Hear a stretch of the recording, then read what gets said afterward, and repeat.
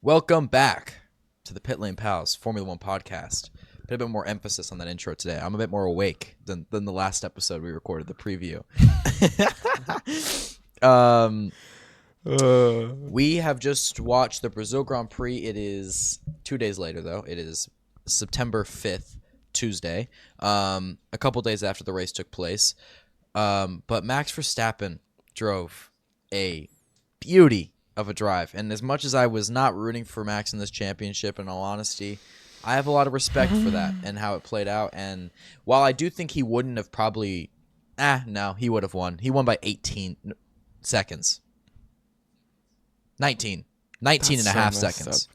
Starting in P17. That is so crazy. It's insane. It's insane.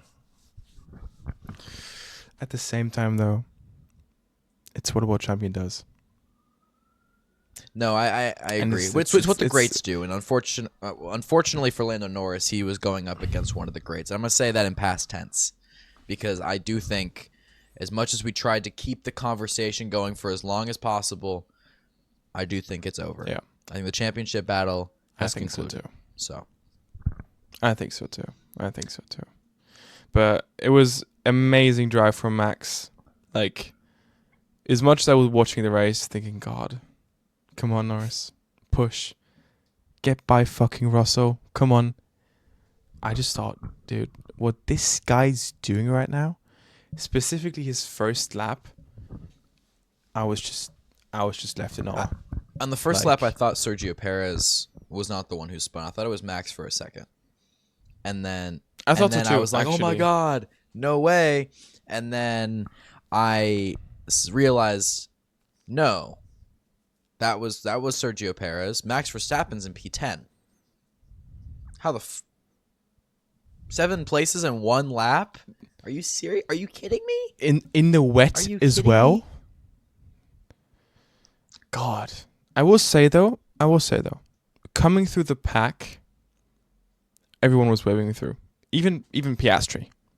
Like, the only one who was actually defending to an extent was Leclerc, and that's literally what he said in the but room. I think Max has like a respectfully a slight hard on for Leclerc every time he sees him on track. Max is like the biggest Leclerc glazer. I think sometimes Max forgets that his teammate is Sergio Perez and not Charles Leclerc. I think in some world, I think so too. I think in some world, Max Verstappen and Charles Leclerc are teammates, and the world is terrible actually, because they would never crash into each other. They'd just be like, "Oh, you can win this one, pal," and that would be the entire season, and Red Bull would dominate, and there'd be no debate. But they'd be best friends. I swear, there's something going on there. I don't know what that's about, but we'd have no content. So let's just be happy that Sergio Perez is his teammate. I agree. But yes, no, Charles Leclerc did get props from Max, which I'm only making that joke because he gives props to Leclerc all the time.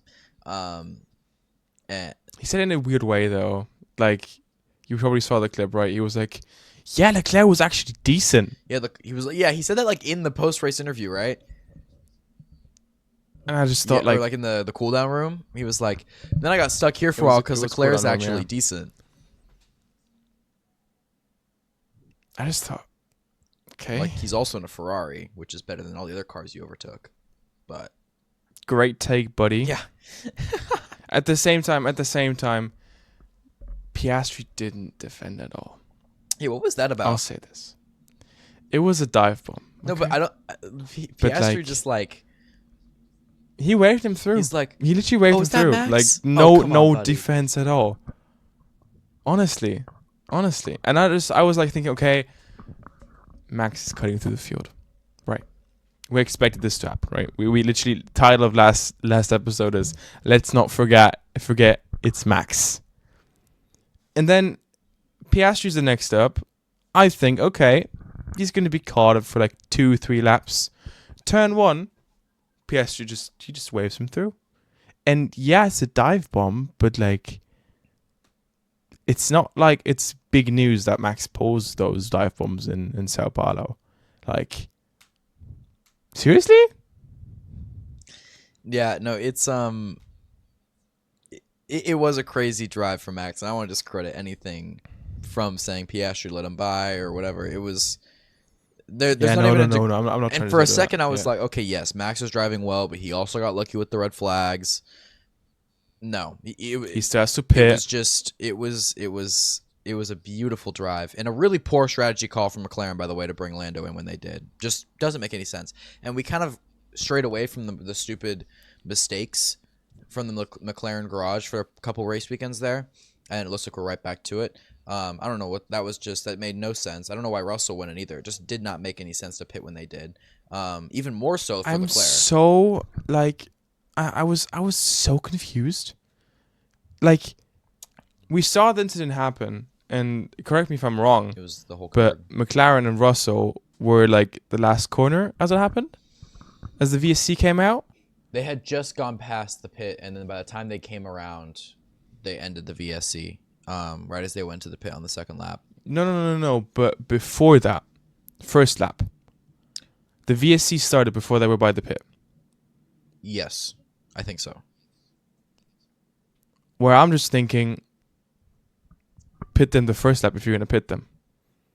I mean, at the end of the day, we know pitting wasn't the right option, but you would have known that then. If there would have been a red flag, pitting on the VSC would have been perfect. But they decided to keep them out, bring in Piastri, and then pit them as the VSC's It ending. made no sense. No sense at all. I was so confused. I was like, what am I watching right now? You had the opportunity to come in instantly. Russell stayed out. Presume Russell was told to do the thing as Norris. No, either way, Russell would have stayed out. Russell was still in front. It would have literally been perfect. But I don't know. Yeah. Maybe they were making coffee at that point. Yeah. I don't know. When Lando came into, Leclerc had already come in, and we had already seen that he was stuck now behind the field. He wasn't flying through the field or doing anything super impressive on the inters. So really bringing them in didn't even make any sense anyways, because clearly changing your tires at that point didn't even seem like it was doing much for Leclerc. And so why bring in Norris and Russell on both fronts? Obviously, we're talking more about Norris because it was, that was the more important driver this weekend. We went from qualifying, post-qualifying, we're like, this could win Lando the championship this weekend, to the championship battle is over and Max is going to win. It was poorly handled, and I'm going to be honest, for a brief second, as a person who was rooting for Lando this season, Lando handled this poorly, drove a bad race, and I'm not necessarily happy to see how he addressed it post-race either. Oh my goodness. Yeah. And it's getting harder by the second to defend the guy. And I know we just a couple episodes ago, I think now, we're talking about how the hate was excessive, and I still stand by that. The hate's a bit forced at times for things he probably does not deserve it for. But yeah, Lando, I'm gonna cool back my anger. Dude, take it away. Take it away. No, you're good. You got this. Come on. I love Lando Norris. I really do, and I have a Lando Norris jersey thing hanging on my. I have three Lando Norris shirts on my dresser or my hanger over there. I'm a big fan. Here, this is me. Yeah, see, McLaren. It's sick. Yeah, I have a Lando Norris. We know my Lando Norris cap. I have plenty of Lando Norris stuff. Fully on the same side here. So I've got the jersey. I got his first win shirt back in one of Miami. His Lando no wins, the no crossed out. It's a hard T-shirt. I like it. So I love Lando, but let's recap the race. So you start on pole position. You lose in the first corner as you usually do. At that point, I was like, hey, he kept it second. That's impressive. I don't know, and then you cannot get past Russell for the longest time, which obviously that Mercedes is not quicker than the McLaren. And then you get screwed over. I will fully admit you get screwed over by the VSC thing because your team made a bad call. Fully agree. And I think when the rainy conditions come out, the driver should make more of a decision on strategy than the teams. And I think that's a different conversation, but whatever. And then you still are not moving up the field that quickly. the red flag comes out and the restart happens, and then you botch the restart on your own will. You're in P4 now, I believe, at this point. And then you mess up again on the second opportunity. And after the red flag, the second opportunity after the red flag. And then that's fine. Whatever, you finished P6. It was a shitty weekend, shitty race. Some of which was your fault, some of which was not, admittedly. Some of which was your fault, though. And then you go on the media and say that Max got lucky. That Max got lucky. Don't get me wrong. Don't get me wrong. Max got a little lucky with the red flag situation. Definitely probably helped him in the race be a little less competitive. But this man won by 18 seconds. That's not lucky. You finished P6. You had pole position. And so, as much as I want to root for Lando, that was really upsetting and disappointing to see. Because that was not luck. It was a great drive. And you also kind of won your first race on a similar term. You drove a very good race that weekend in Miami, but you also got lucky with the safety car situation. So I don't know, man. It's a bit immature, I think. I get that it's heat of the moment stuff. I do. But you cannot take credit away from Max because you're upset with where you finish, and which it wasn't just unlucky for you. You didn't do a great job this weekend. Or you did up until the race. You did a great job until the race. And I bet slightly Oscar Piastri's a little pissed that he had to give up a sprint victory because of the championship, which is now out of reach because of the way the weekend was played out. So that's my tangent. Just a little disappointed with the comments I saw from him after the race based on how the race went. I remember seeing it on Instagram because I don't really stick along that for that long, especially that race. Oh, I turned it off before the race even ended. Turned it off before the race ended. I remember seeing the videos, and I remember seeing him in the media pen saying what he did, and I remember seeing the comment section, and it's just like, I get it, and I really like Norris, and I still support McLaren, but it's just like, God, how can you say it was luck? It was just a brilliant drive from one of the best drivers we've ever seen.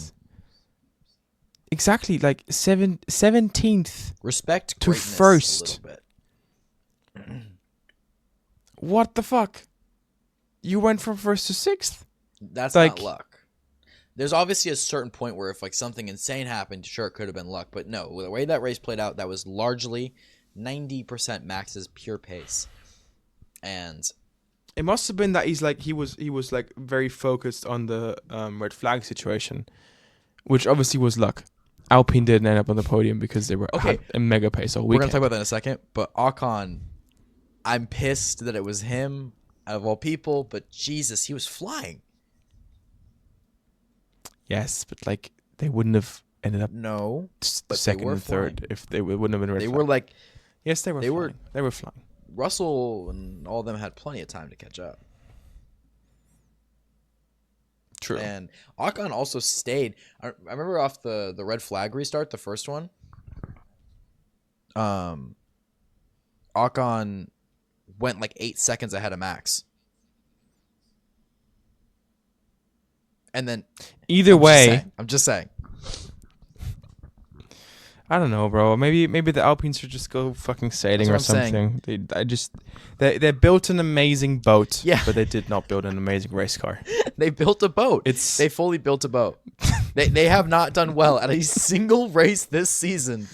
They've been slow, a tractor on the road, but a boat in the water, a speedboat on the water, dare I say.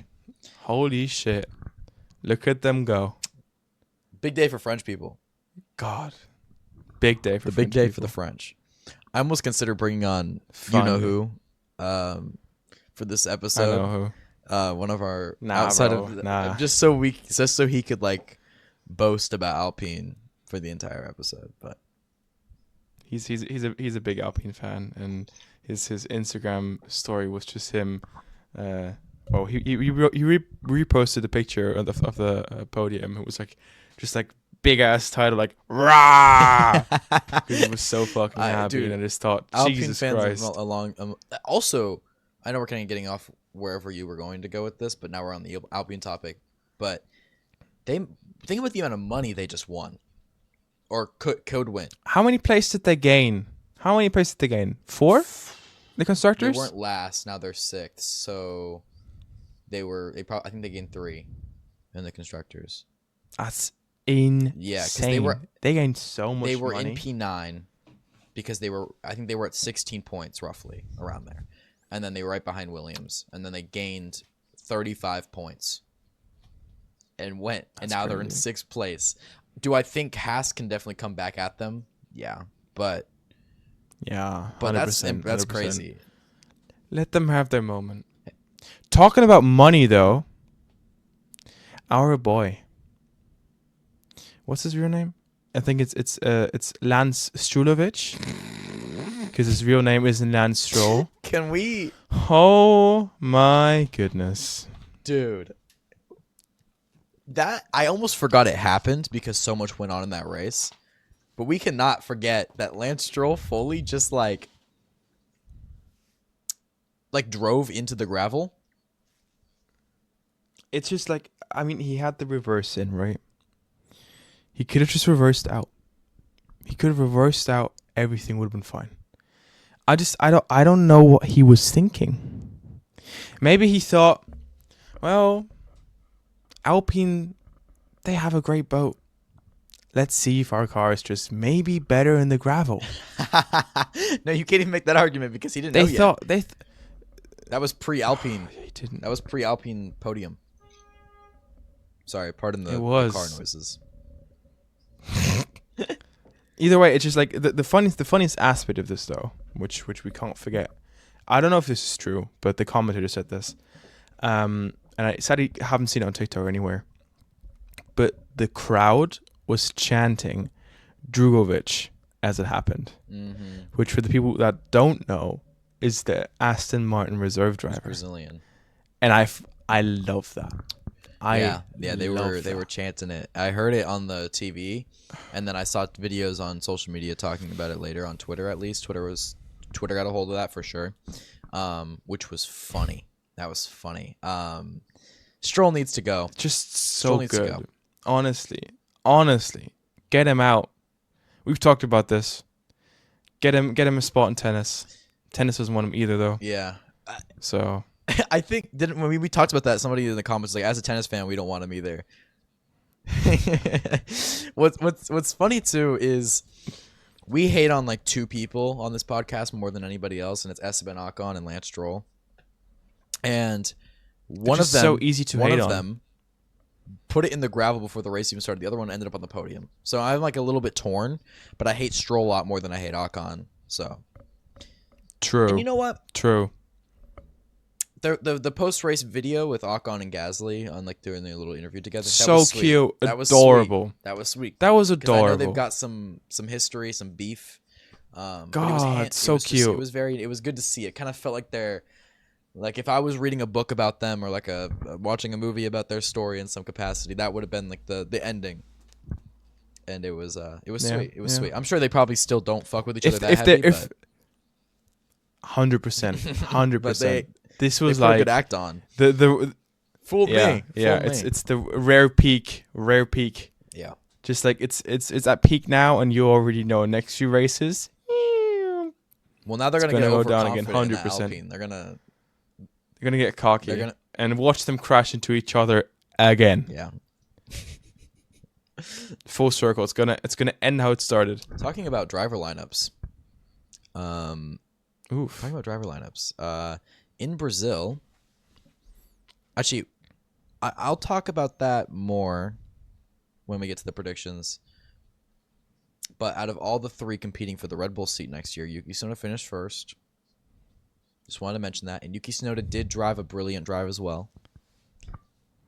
He probably could have stayed a lot higher if it wasn't for the red flags and all the mayhem that went on. I know you look a little pissed off right now, but I'm just saying he drove a very good race, and he maintained his high position for quite a while on some good pace. He had a very quick lap time. Very quick lap times. So I'm just giving props where it's due, but we'll get more into that later, but I wanted to mention that. It's true. It's true. On top of that, Behrman had a really, really difficult time in Brazil. I felt really bad. It just couldn't get worse. Honestly, the rookie showed a little bit, and it's not his fault. That was a difficult condition to drive in, but that is the type of condition that experienced drivers know how to drive in. And him being 3 races into his F1 career at all different intervals and has not driven in the rain in an F1 car yet, that just showed this weekend. He was struggling. I will say though, the 10-second time penalty 100% deserved.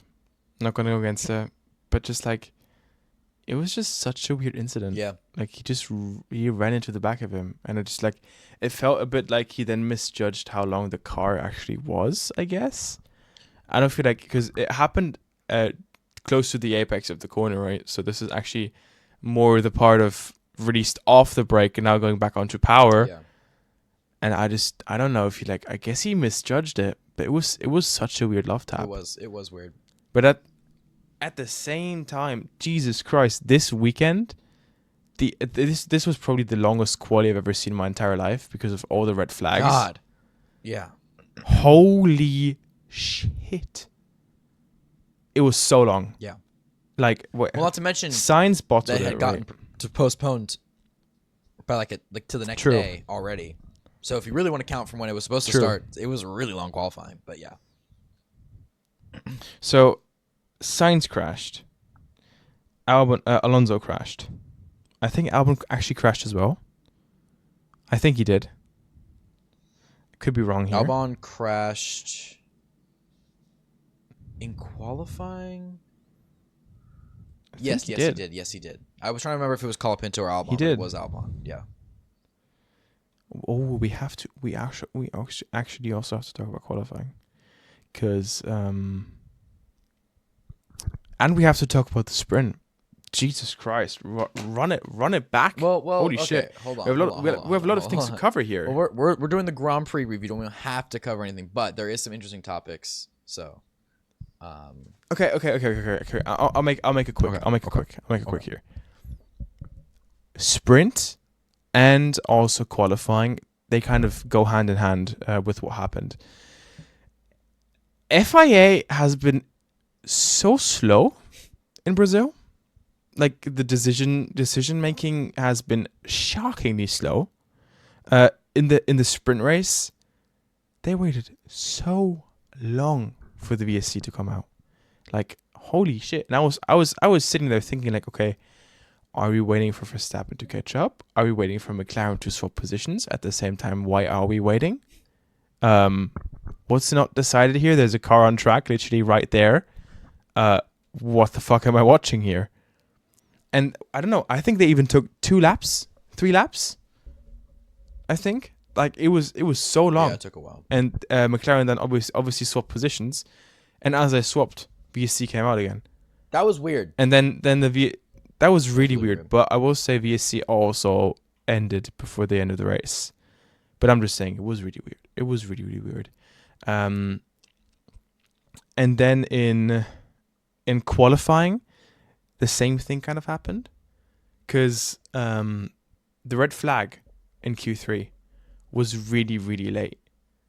Sainz crashed, I believe, in Q3. And they just put yellow sector 1 for at least, like, I think, I mean, first of all, they let the last few people finish, and then the people starting a lap were just fucked. Like Max Verstappen especially. He was the one who lost out on this the most. Did he? And it's just, he did. I'm just saying, now he has the glory of winning from P17. Yes, well, I know what you're saying. No, I know what you're saying. Obviously. But this is what I was gonna say. Was the reason I wasn't gonna mention these is because a lot of it stopped mattering. Everything kind of reorganized in the actual race. I guess, but at the same time, it's like, oh no, it should have been handled differently for sure. The FI needs to get their shit together. On top of that, I was going to talk about the Piastri-Norris swap originally that was a part of my plan until Norris dropped out of the championship, essentially. Sorry for breaking your plan, mate. No, it's not your fault. It's Lando Norris dropping out of the championship that broke my plan. So, because I was going to be like, I mean, when he could theoretically still win. I'm not saying I think he's going to win. I'm just saying theoretically, mathematically, it's still possible. Mathematically, it's still possible. Unfortunately for Leclerc, but Leclerc could definitely get P2 still. True. He could 100% get P2. I started finding myself rooting for constructors championship through the Brazil race. Yeah. As I saw the red flag coming out, I was like, yeah, that's that. Drivers is gone. But hey, we're winning constructors. Hopefully, maybe. That's what. That's great. Andrea Stella tried. Also, I didn't really like this comment either, but Andrea Stella came on and basically said that, well, the whole season we were really focusing on the constructors, and it's like, okay, maybe you shouldn't have been doing that. 1, 2, you can't just come out of. That's like when somebody says, "You can't fire me, I quit." Now you're gonna say you didn't care about it because it's lost.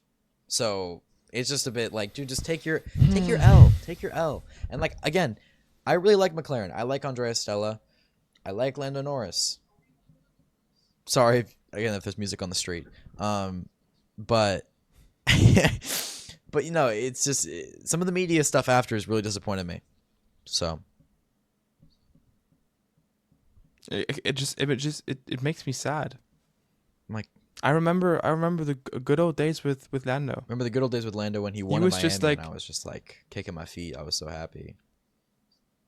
Oh yeah, and not only that, like back in the day when he was just like more. I don't even want to say that because I don't hate him regularly. Like I think his personality usually is fine. I think usually things get blown out of proportion with him, and the media kind of twists his words in weird ways. And I fully think that is the case. But this weekend I was disappointed with what he said. Just this weekend, and I'm love you Lando, but come on, man, come on. Yeah. He also got only a reprimand and a $5,000 fine for jumping that start at the beginning. I think that was probably the right way to handle that. Maybe a bit more after, but I wouldn't have wanted a time penalty on the outcome because I think that's kind of like a weird way to judge somebody for something that they didn't do to gain an advantage. Like they didn't gain anything by doing that. It was just a miscommunication. So I'm happy that they handled it. I'm gonna be real here, yeah. Lando, there's the starting lamp for the first place isn't the big one at the top. It's the one on the side. Okay. On the right side. There's the little lamp on the right where like obviously P1, mate, he's not going to start like this because it's literally almost right above him. Right. And in my live stream at least, they showed the cockpit cam. Because like at Sky, they can kind of like, show the small window of what happened. And Lando was looking at that lamp. And it's a normal 5 lamps, right? And there was one lamp on.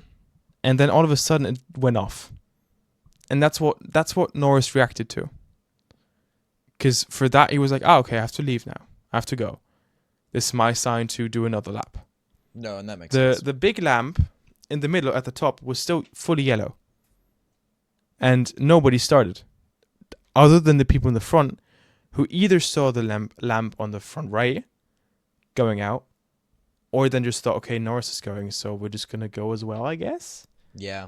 Everyone who didn't go was fully in the right. Like I'm not arguing this. I'm just saying like maybe have all your lamps in sync. Oh yeah. If you're gonna have more of them, because obviously there are also some on the sides for the people more towards the back. I don't know if we can find the video of the incident in Norris's POV. Probably not because of copyright stuff. Either way, there is one at the front right, and he did react to that. So it's just like it's a bit iffy, and that's why I also agree. Thank God there was no time penalty because it doesn't matter now. Been unfair. No fact. Anywho, I find one thing funny and like kind of a brighter mood. We had a lot of outrage or not outraged. Kind of sad right now, yeah. yeah. But you know, Let's Max Verstappen loosen up during a the bit here. post-race conference said, "I have a quick question. I appreciate you all being here, but where is the British press? Do they all have to run to the airport?"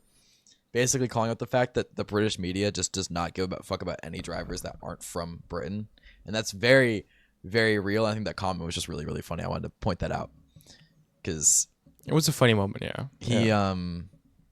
he's mentioned it before, and it definitely is true. Like, British media does not like Max. They never like Seb either.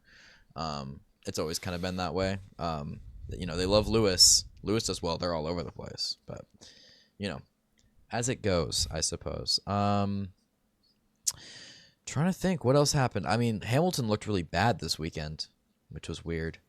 But He did, and Russell car did look looked pretty bad. good in person. but Yeah, but Russell that's did what well. I'm confused about. Is like, what there was a video I saw of two of them taking the same corner on the same lap at different points, and Hamilton was taking that line just so differently than Russell was, and it was weird.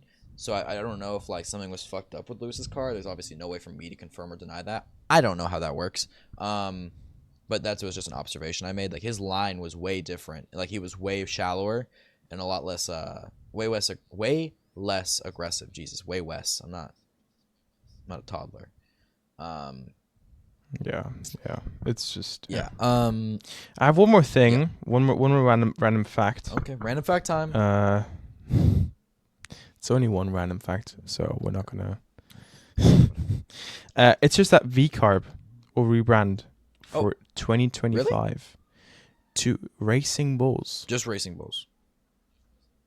Just Racing I Bulls. guess it's better. I still don't like it. I still like AlphaTauri more, but better. Yeah, and it's there's not going to be any effect to the sponsorship with Visa and Cash App.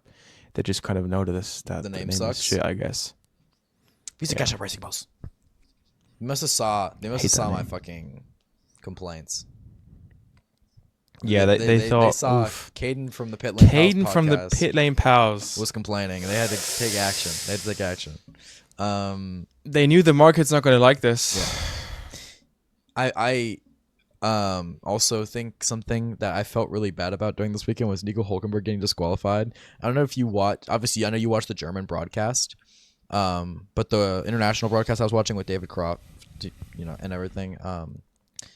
They mentioned the fact that Hülkenberg, so he got disqualified, right? Obviously, and but he didn't realize that he got disqualified at first, and like they were mentioning that they were looking at him in the pit box, like he was just smiling, chatting it up with people, being like almost like a, damn, how are we still in this race? That's crazy. Like, they were super happy about it, and nobody had told them, and they were like, it doesn't look like Hülkenberg knows yet. And then it's like, oh, and he's taking off his headset. He's like, oh, I'm gonna look away. This is sad to see. like he had no idea that Poor guy. He was just happy that he was still racing, and they disqualified him in the middle of the race because for whatever reason. I mean, the car was helped to restart again, which is how that works. But yeah, it was just, it was funny the way they were talking about it. It's like, oh, he doesn't know. Oh, that's upset. Oh, he looks so happy. Oh, don't tell him. don't tell him. Oh my god, weird moment in the race, by the way. A really, really weird moment. Yeah, like how it just cut to Hülkenberg, and he was like, you know the skateboard trick where they always like go on the rating. Yeah. And it just looked like Hülkenberg was trying to do that, to be honest with you. But he definitely did not make it stick. Yeah, a bit sad. I really hope my mic's not picking up these fucking cop car sounds right now. Why is the street so active today? It is. Fuck. It is. I'm sorry. Nah, bro. You live in Gotham City, dude. Batman's around. Maybe you are Batman. Shit. He figured it out. I'm really waiting. He just drove past not my window, but the crossroads. I think it's going away now. Sorry, this is what I get for living in New York City and trying to record a podcast when I live on the first floor. So, poor guy. Yeah. One thing too was that Sauber once again has scored 0 points, as we were talking about in the preview. That they, have not scored any points, and the fact that which driver was higher in the standings technically was Zhou Guanyu, and that still stands. However, I saw a interesting headline about possibilities of the replacement coming in being Borletto from F2, and I'm intrigued. I actually think that might be the best move, to be honest. I think if they were going to keep one or the other, I would say Joe, because he's younger, to be honest. That I know. But Joe has been basically performing at the same. They've been basically performing at the same level, and Joe is younger. That's a crazy. I don't know. Take. Valtteri Bottas has got to hang Although it up. it does make sense. It does make sense. I don't know. Unless he wants to go to a different team and another team wants to take him on, and maybe we can see vintage Valtteri Bottas back again, which I don't even really know what that means. Losing to Lewis a lot. Sorry. Jesus. But seriously though, I just would see Joe, but rather than either of them, I think everyone would at this point rather see somebody new come in. And Bortoletto would not be a terrible choice. He's been successful in F2 this year, F3 champion. And so that would be interesting to see. But I think it's actually time for predictions. Do you have something else to say? No, I think I'm ready for predictions as well. Last weekend, just gotta pull up what I said. I remember. At least I remember mine. I think. Wait, do I? Wait. Give me a second. I think I remember mine. Okay, one of those was wrong. Two of those are wrong. Okay, I remember them. No, don't say it. Don't say it. No, no. It's fine. Mine, not yours. We're about to say it in like 2 seconds. So my first prediction was that there was going to be a McLaren and 2 Ferraris on the podium. Anyways, moving on.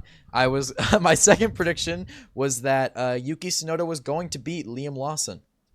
It happened. I doubled down, and it was successful the second time around. So I'm happy with that. And my third prediction was that Fernando Alonso was going to score points. Fernando Alonso did not score points. He actually left the car in a bunch of pain because it looked like it was bouncing a lot that weekend. And yeah, so whatever, never mind. But I went 1 of 3, whatever. I'm just happy with the Yuki prediction that it paid off the second time around. So yeah. Well, okay. So my first one was 2 McLarens on the podium, I think, which didn't happen. We know this. This didn't happen at all. Second one was Verstappen's not going to see the top 5. And I was thinking, this was a rough one, but I got it right. Spoiler alert, I did not get it right. And lastly, I said Albon was going to do better than Colapinto this weekend. But it's like, do you remember who flew out first? Albon. Shit. So I can't even argue with that. This is a rough weekend for both of our predictions, to be fair. We need to get like a summary of how every weekend has gone. Oh, I will. And At the end of the year, we'll evaluate winner. who was the winner. We'll do a little like this weekend. I got we'll do the math on how many points we got. 0 out of 3 is rough. Yeah, I went 0 for 3 Ouch. the weekend before, and I got flamed for it. We'll both just Drive to Survive fans. Yeah, clearly. No, but partially because we should we hang it posted up. that short after the race had happened, and I got cooked because everyone knew what happened rather than them seeing it before. This time around, they already saw our predictions, so you can't even get cooked because we already posted it on time this time. So whatever. For real, try to cook us. No, please. I got 1. So all right. Anywho, I think that is all we have to talk about. We actually got through that pretty quick. Few tangents in there, but we will be back with another episode sometime next week, early next week, and it should be an interesting one, actually. Don't spoil anything, but it should be very interesting. It should be an interesting one. It should be very interesting. Follow us on Spotify, YouTube, TikTok, Instagram, all the places, and thank you for listening. Goodbye. Goodbye.